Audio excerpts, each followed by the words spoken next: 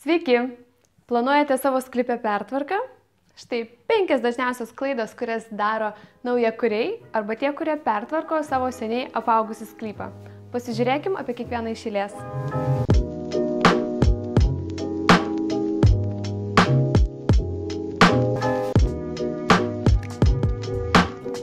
Aš esu Lina, modernių apželdinimo kursų Geltonas karutis organizatorė. Kursuose mes mokome žmonės susiplanuoti savo sklypą ir būtent ten mes pamatom tas dažniausiai besikartojančias klaidas. Ką daro paprasti žmonės, mėgėjai, neprofesionalai, tai aišku, ir aš esu padarius ne vieną klaidą. Ir tos 5 klaidas aš ir norėčiau šiandieną išryškinti, parodyti, papasakoti, kad jūs žinotumėt, ko vengti, kad jūsų sklypas būtų stilingas, funkcionalus ir apskritai jums patiktų. Taigi pirmoji klaida, apie kurią aš noriu papasakoti, tai yra proporcijos. Būtent proporcijos aukštyje. Iš tiesų dažnai pasitaiko, kad medžiai ir krūmai yra neproporcingi pastato aukščiui. Kaip klasikinė mokykla teigia, kad medis, kuris yra šalia namo, turėtų būti daugmaž 1,5 namo aukščio. O pavyzdžiui, jeigu namas yra 5 metrų, vieno aukšto namas 5 metrų aukščio, tai tokiu atveju turėtų būti 7,5 metro aukščio medis, kuris šalia jo auga.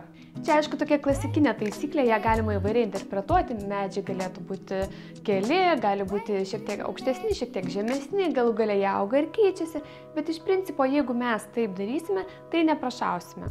Kitu atveju, kas gali atsitikti, sodybose dažnai tai būna, kai namas mažuliukas toksai, o medžiai tokie milžiniški 30 ir 40 metrų aukščio, tai iš tikrųjų namas atrodo kaip nykštukas ir atrodo neproporcingai. Tačiau dar dažniau yra padaroma klaida nedideliuose sklypuose. Todėl, kad ten namo aukštis tai yra toks, koks yra, bet kažkodėl manoma, kad mažam sklype reikia sodinti mažus augaliukus. Nykštukinius, mažučius, kompaktiškas formas. Tai rezultate mes turim milžinišką namą, o aplinkui ten tokių pritapšnota po vieną kitą lašiuką tų augaliukų. Ir iš tikrųjų vaizdo nėra. Kad ir kaip bebūtų keista, dizaineriai sako, kad nedideliam sklype būtent aukštas medis padidina erdvę, kadangi duoda erdvės į viršų. Taigi nebijokite nedideliame sklype auginti normalaus dydžio medžių. Antra dažniausiai daroma klaida, kurią daro ypač naujakuriai, tai yra neišlaikyta proporcija tarp vejos ir kitų augalų, kurie turi aukštį, kurie turi tūrį. Tai aš turiu omeny medžiai, krūmai ir dekoratyviniai kažkokie augalai, pavyzdžiui, gėlės, žolės ar kiti. Ką aš turiu omeny? Dažniausiai naujakuriai galvoja, noriu, kad vizualiai atrodytų, kad yra kuo daugiau erdvės ir nežinau, ką daryti toliau, na tai tada kuo daugiau vejos užsėsim. Iš tikrųjų, turi būti išlaikyta tam tikra proporcija tarp vejos ir augalų, statinių ir kitų vertikalių elementų. Todėl, kad veja kartu su trinkelėm. Tai yra plokštuma, o medžiai, krūmai, namas, sandėliukas, voljeras, tai yra dalykai, kurie yra vertikalūs, kurie turi tūrį ir kyla į viršų. Taigi, tarp jų proporcija turi būti išlaikyta. Jeigu mūsų kieme dominuoja trinkelės ir veja ir tik tai vienas vienišas namas, jaukumo tokiame sklype nebus. Dabar dizaineriai rekomenduoja, kad vejos būtų nedaugiau kaip 30% viso sklypo, o kai kurie ypač progresyvūs iš viso daro taip sukuria tokį dizainą, kad vejos nėra visai. Yra tik tai takai, išgrįstos kažkokios aikštelės ir vejos nėra visiškai. Aišku, čia mums nėra toks variantas labai įprastas, bet turėkime omenyje, kad vejos neturi būti per daug. Kai yra visas sklypas vien tik tai veja ir mes aiškiai matome tvoras iš visų pusių, akis labai greitai išmatuoja atstumą ir viskas. Sklypas yra neįdomus, pasižiūrėjai, matai, čia veja, čia riba. Vizualiai nieko nepadidinot. Taigi neverta vien tik tai vejos padaryti didelio ploto, visada verta kombinuoti savo visą erdvę ir su kitais augalais. Tai buvo antroji, bet sakyčiau dažniausiai daroma klaida.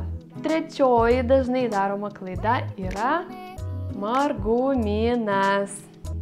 Iš tikrųjų labai sunku neprofesionalui sukurti tokią aplinką, kurioje derėtų įvairios spalvos ir tai būtų gražu. Mes dažniausiai matome vieną augalą, kad jis mums labai patinka. Ir išsirenkam kokią nors rožę, ypatingos gražios spalvos, arba bijūną, arba vildalgius, arba įrašykit tai, kas jums patinka.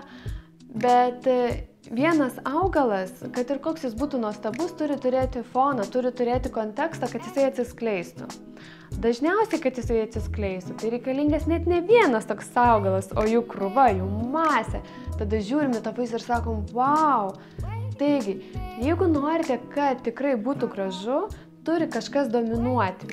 Kalbant apie spalvas, būtų gerai, kad dominuotų kažkokia spalva arba jų derinys. Tai dabar jeigu pas jis yra margumynas, žiūrit, atrodo kaip ir augalai faini, viskas gražu, bet bendro vaizdo nėra. Tai visų pirma pabandykite sutvarkyti spalvas. Jeigu jūs išsirinksite dvi, tarkim, dominuojančias spalvas, o augalus su visom kitom žydinčiam spalvom perkelsite į, tarkim, kitą vietą, jūs iškart pamatysite, kaip gražiai susitvarkys visas gėlynas. Tai kalbant apie spalvas, mes turime nepamiršti ir namo fasado, ir trinkelių, ir žiedų, kuriais žydi jūsų gėlės, ir terasos spalvos, ir tvoros. Kuo daugiau spalvų yra, tuo didesnis margumynas, tuo didesnis chaosas. Taigi siūlyčiau sumažinti savo koloritą ir iš karto vaizdas bus visiškai kitas. Ketvirta dažniausiai padaroma klaida iš tikrųjų irgi susijusi su augalų parinkimu. Tik šį kartą aš jau kalbėsiu ne apie spalvas, o apie esamas sąlygas, kurias jūs turite savo sklype. Todėl, kad dažniausiai augalai yra pasirenka impulsyviai. Pasižiūrim, aha, gražu, patinka, noriu, perkam, sodinam ir paskui žiūrim, kas bus. Tačiau iš esmės reikėtų daryti atvirkščiai. Visų pirma, reikėtų išsiaiškinti, kokios yra esamos jūsų sklypo sąlygos. Ar tai yra pavėsis, ar tai yra saulė, ar tai yra užmirkstanti dirva, ar molinga, o galbūt ten yra smėlis. Beje, kaip suprasti, koks yra jūsų gruntas, galite pasižiūrėti mūsų kitą išleistą video. Taigi, išsiaiškinat, kokias jūs turite sąlygas, ar jūs galėsite laistyti, ar ten kaip tik labai sausa, galbūt yra rūgšti dirva, o kaip tik ne.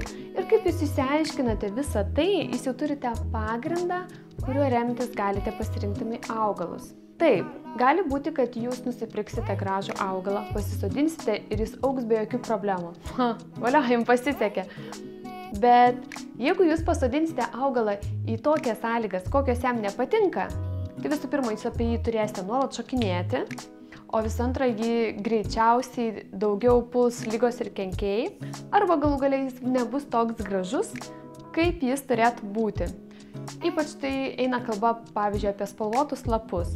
Kai kurie lapai, kurie yra gelsvi, arba sidabriški, arba su dryželiais, jie, jeigu pakliūna ne į savo tinkamą terpę, pavyzdžiui, yra saulamėgė, o jūs jas pasodinate pavėsyje, jie nebus tos ryškios spalvos, kaip jūs tikitės. Kai kurias augalus galima, aišku, pagerinti jiems sąlygas ir padėti jiems augti. Pavyzdžiui, jeigu mes sugalvosime buksmedį, tai yra krūmas, kuris geriausiai auga pavėsyje.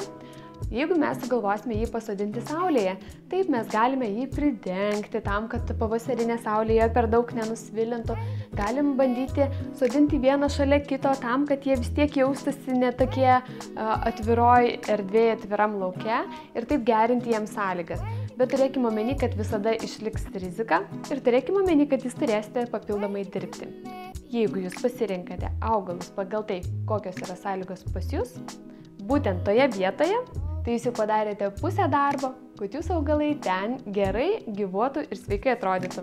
Na ir paskutinė 5. klaida, kurią dažniausiai daro žmonės, kurie planuojasi savo sklypą arba kurie nori pertvarkas pasidaryti, tai yra ta, kad dažniausiai pradeda nuo razinkos, o ne nuo torto.